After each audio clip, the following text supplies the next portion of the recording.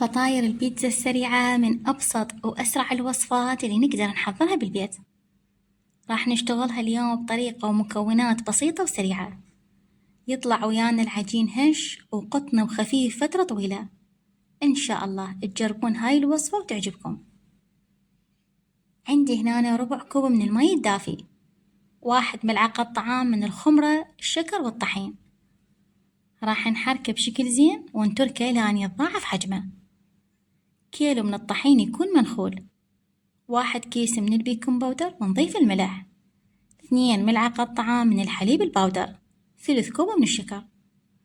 راح نحرك المواد بشكل زين، نضيف مزيج الخمرة وبيضة كاملة، نضيف المي الدافي ونخليه بالعجانة، نضيف هنا 2 ملعقة طعام من الزبد والزيت. ضروري قوام العجين يكون بيه ليونة قليلة ونتركه يتضاعف. نقسمه هنا كور حجم وسط، نخليه على ورق زبد يكون مدهون خفيف. هنا الحجم والكبر حسب الحاجة. عندي هنا صلصة البيتزا وحشو اللحم يكون مقلي وجاهز، والجبنة اختياري.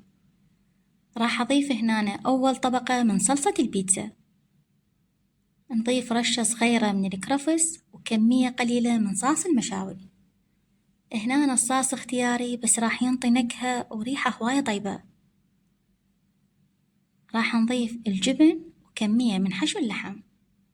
بعد التشكيل مباشرة راح أرشها طبقة خفيفة من المي ونتركها دقائق بالمطبخ.